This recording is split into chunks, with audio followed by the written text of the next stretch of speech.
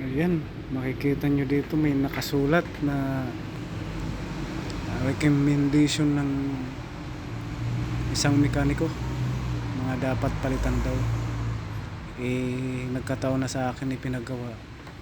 Bali, nag-diagnose din ako ng sarili kong para sigurado lang na hindi tayo magkamali sa mga papalitan natin pyesa. Bali, panoorin nyo na lang yung video sa dulo, andun ang final.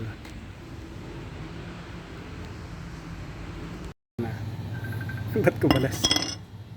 Ayan, yung rotor. Kumalas oh. Ba't kaya? Parang parang grinder, di ko malaman eh. Kumpara dito talaga to, yan. Tapos dito, tama na.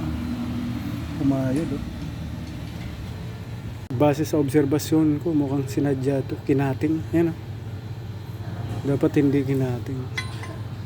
Dahil ang abutin ito, disgrasya sa daan. Ayan oh. Ayan oh. Ang layo ng gap. Kaya siguro kinating, pero maling-mali. Dahil yung rotor niya, wala nang yan oh. Wala nang function. Ayan oh. Madidisgrasya pa. Ayan, kumayod to sa rim niya. Ayan oh. Kumayod.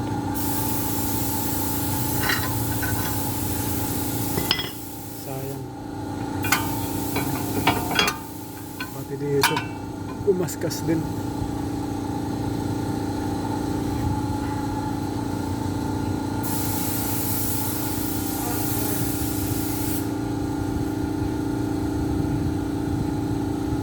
Kaya yung brake pads niya yun oh. Ang kumain lang 1/4 lang dito.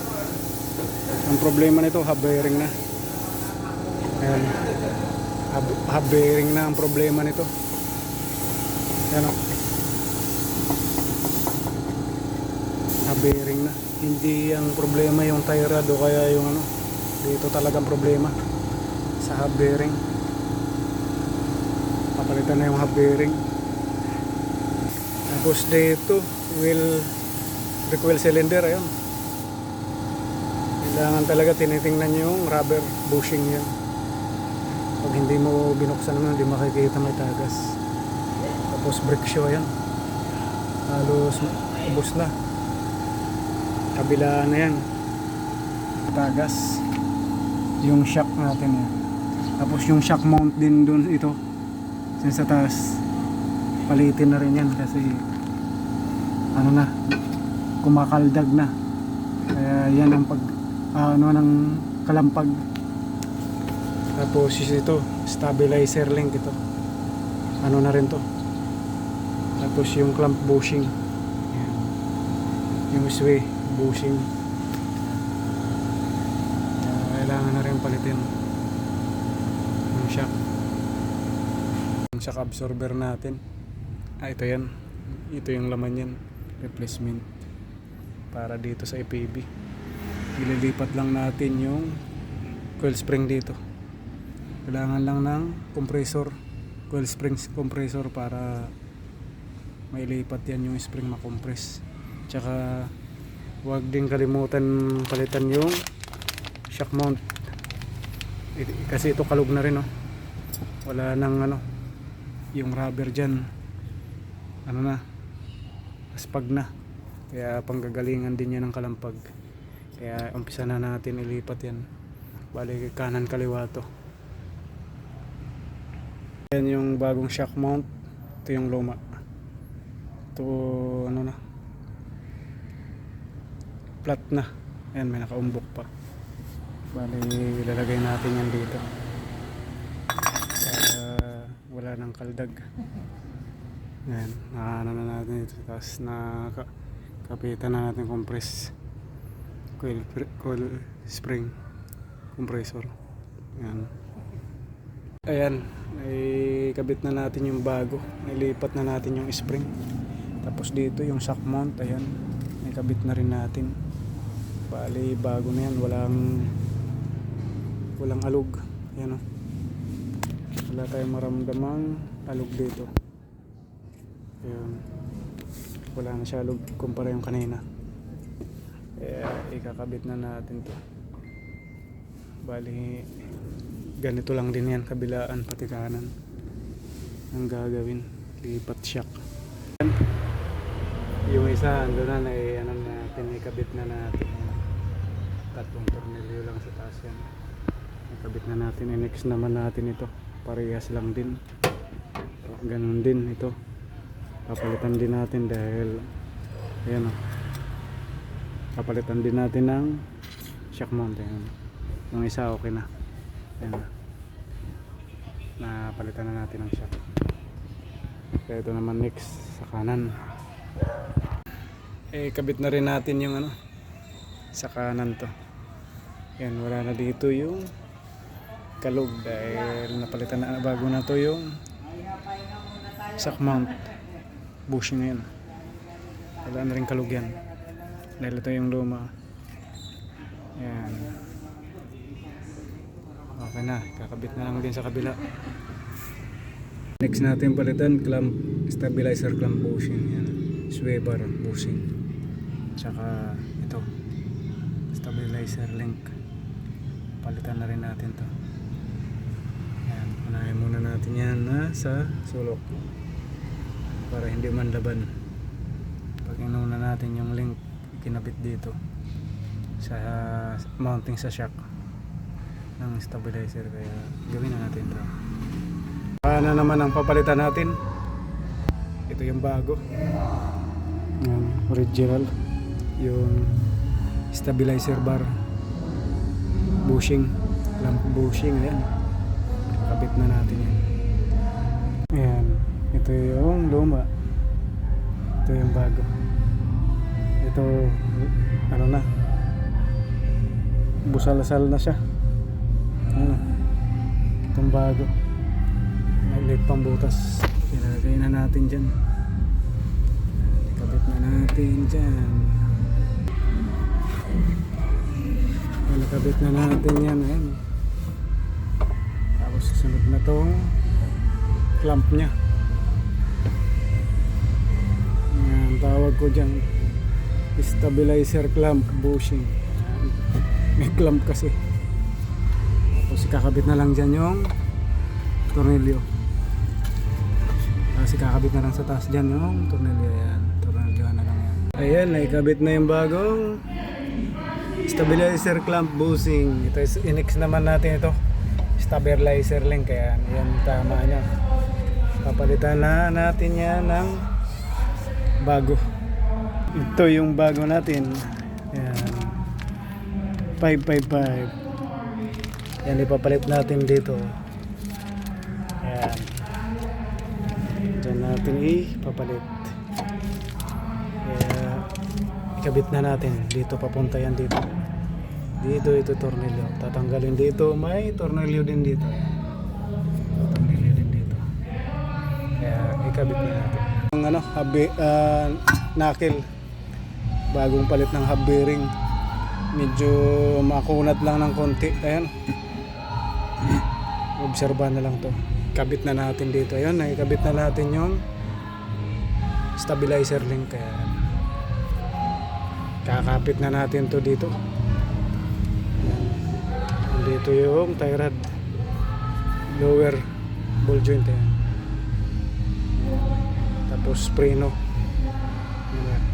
Ayan, sunod naman natin yung nakikabit na natin. Ayan, palitan na lang, preno na lang. Ito na yung rotor disc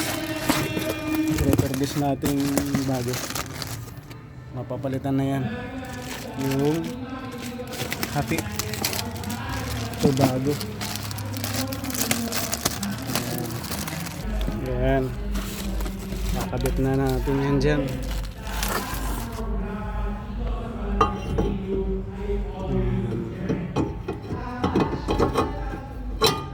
Ayan, bago na, caliper na lang, kakabit Kabit na natin.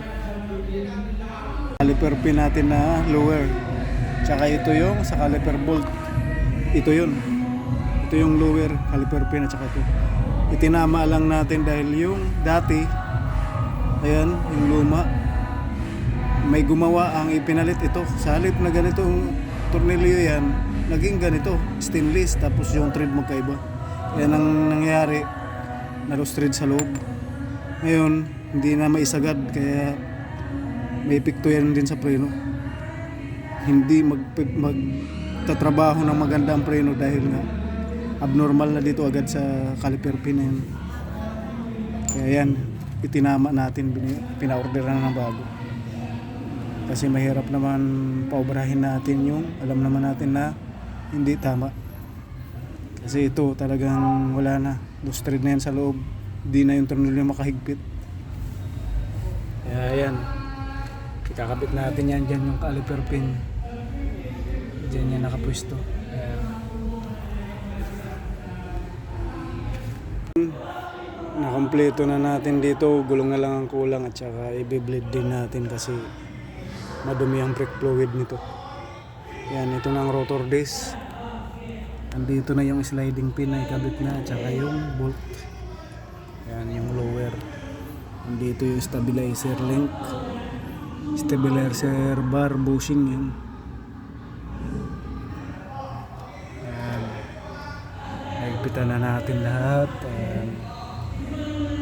Ikabit na natin. Dito na lang. Ayan, sa hose. Sana yung clip natin. Lagyan na lang natin ng clip. Ito, yung clip. Huwag kalimutan. Kasi delikado yung hose pag lumaylay. Masisira. Ayan, yun yung clip ang hawak dyan. Pupukin lang natin ng konti para mag-lock. Yan. Okay na. Gulong. Tsaka bleed na lang ko lang. Ayan. Palitan din. Kung paano ang pinalitan doon sa kabila. Parehas lang dito sa kaliwa. Ayan. Kakabit na natin. Mamaya ako kumpletuhin na natin to. Ayan. Stabilizer link. Ayan. Nandiyan na naikabit yung bagong stabilizer bar bushing. Tapos caliper pin din kasi ang caliper pin nito parehas din yung kanina doon sa kabila. Ito din tornilyo yung ginamit. Ayan, kaya magpapalit din nila. Pa-flash natin yung fluid dito. Ayan. Yung kulay ng fluid kalawang na. Punong-puno pa. Papalitan natin yan. Linisan natin para ma-flashing, para lahat na-replace.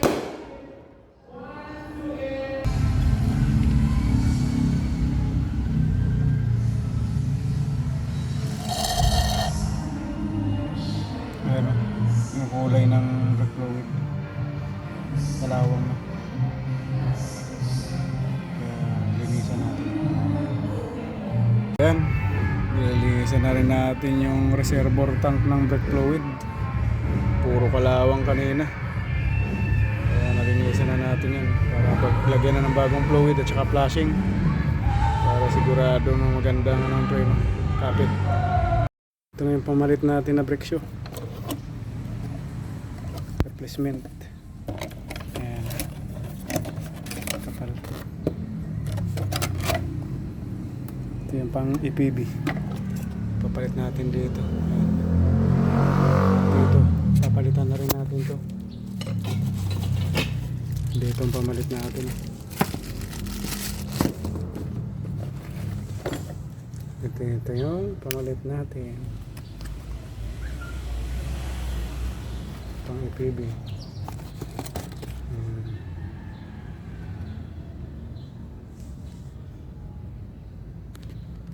Kabit na natin. Ayan, nakabit na natin yung bagong brake shoe. Ayan. Ayan. kabit na natin, i-bleed na lang yan. Ang blader nito dito lang sa kaliwa, doon sa kabila wala na doon bleeder, dito lang pag nag-bleed ng preno. Andito yung luma, pinagpalitan na to. Ayan, sobrang lalaan na ito. Ayan, kaya kanan naman, tapos ng kaliwa.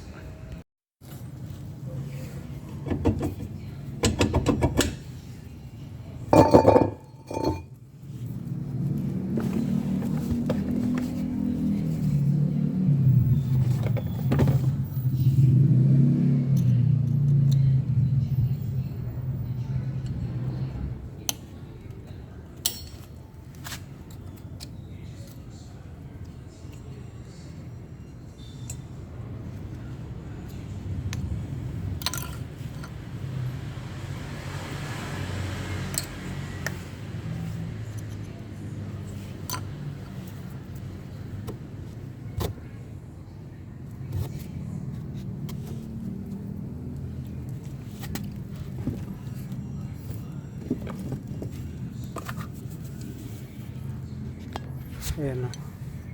Ito sa kanan may tagas din, ayan o. Lakas din.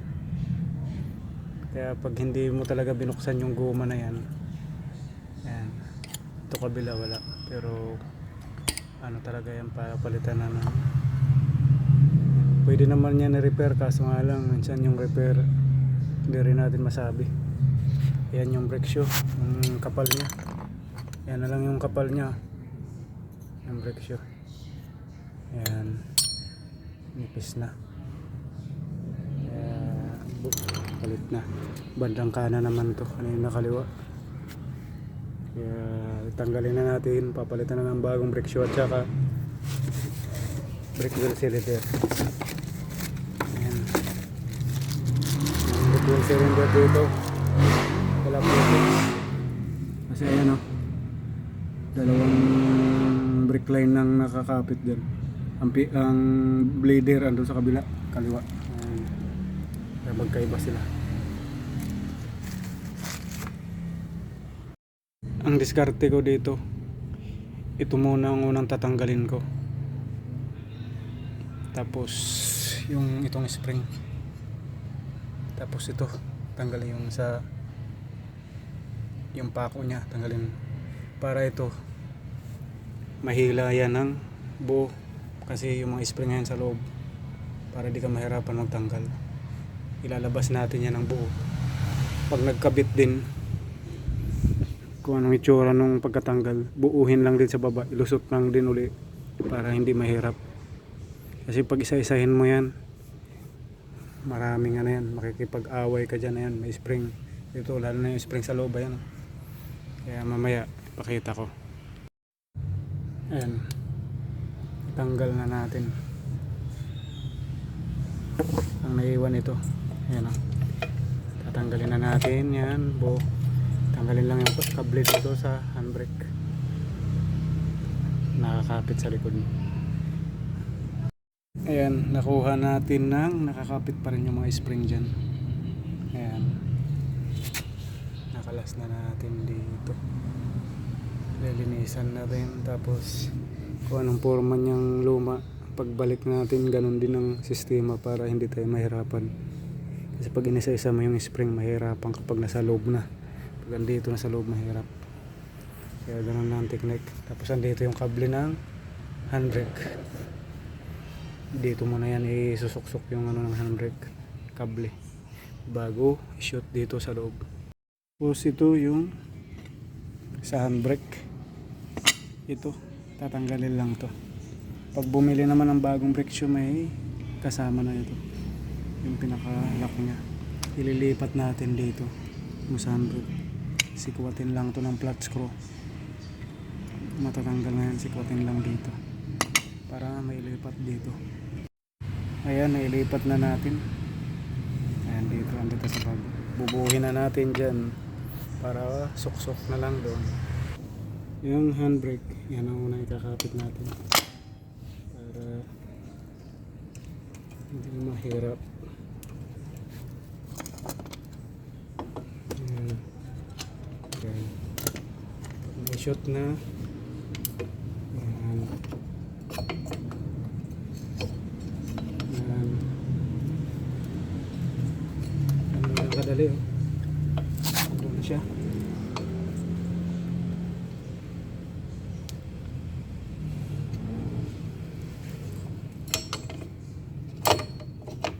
Yan. Tapos lagyan na natin ng ano dito, lock.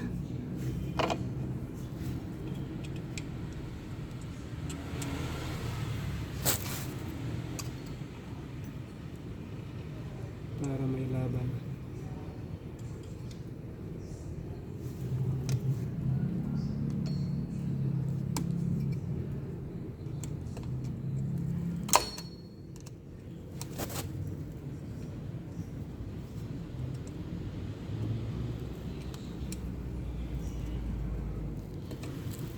Yan. Tapos napurma na siya. Naman dito sa kabila.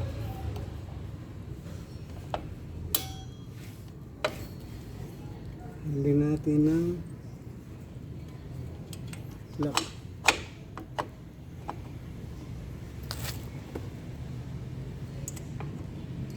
Para hindi makawala.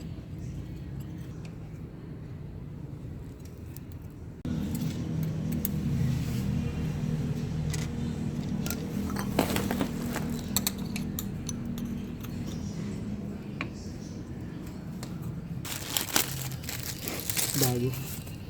Ayan.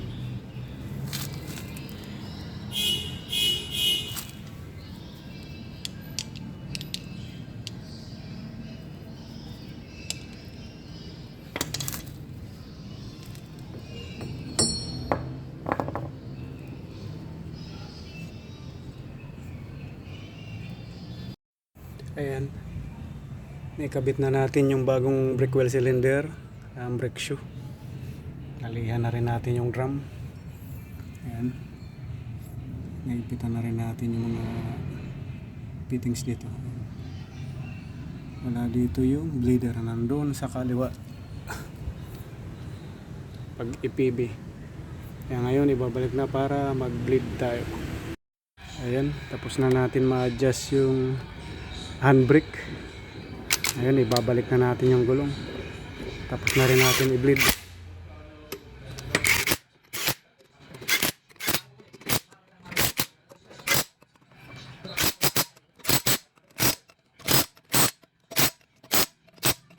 Ito naman, balik na natin ang gulong para matapos na.